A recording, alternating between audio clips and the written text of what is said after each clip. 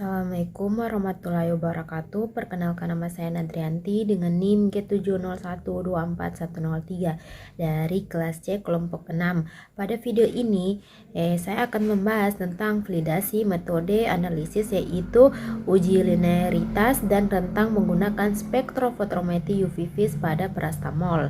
Langsung saja, yang pertama yaitu apa yang dimaksud dengan uji linearitas dan rentang dalam uji validasi. Jadi uji linearitas adalah pengujian untuk melihat apakah hasil pengukuran alat memiliki hubungan yang lurus atau sebanding antara konsentrasi zat dengan respon alat atau absorbansi. Semakin tinggi konsentrasi, maka semakin besar nilai absorbansinya. Nah, yang uji rentang itu adalah batas konsentrasi terendah sampai tertinggi yang masih memberikan hasil analisis yang akurat, presisi, dan linear. Nah, yang kedua itu jelaskan hubungan hukum Lamberber dan kaitannya dengan percobaan ini. Jadi, hukum Lamberber menyatakan bahwa absorbansi berbanding lurus dengan konsentrasi, larutan, dan panjang lintasan cahaya, yang dimana A sama dengan epsilon B kali C. Nah, yang dimana itu A absorbansi, epsilon itu absorptivitas molar, B itu panjang kuvet, dan C itu konsentrasi larutan. Nah, dalam percobaan UV vis parastamol, jika konsentrasi parastamol meningkat, maka absorbansi juga meningkat secara linear. Karena itu dibuat kurva kalibrasi untuk mengetahui hubungan antara konsentrasi dan absorbansi. Nah, yang ketiga itu jelaskan faktor defisial yang dapat mempengaruhi hasil pengukuran linearitas dan rentang konsentrasi. Nah, faktor-faktor yang dapat mempengaruhi hasil linearitas itu yaitu yang pertama, kesalahan pembuatan larutan standar, misalnya kesalahan penimbangan atau pengenceran.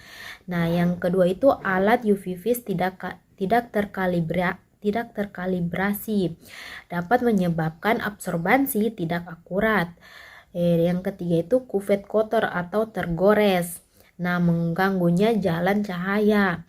Nah, yang keempat itu konsentrasi terlalu tinggi, menyebabkan penyimpangan dari hukum Lamberber. Terus yang kelima itu panjang gelombang tidak tepat, membuat absorbansi tidak maksimal. Nah, yang terakhir itu adanya gelembung udara atau kotoran dalam larutan, mengganggu pembacaan absorbansi. Nah, yang keempat itu jelaskan nilai R yang menunjukkan linearitas sangat baik dan kriteria penerimaannya.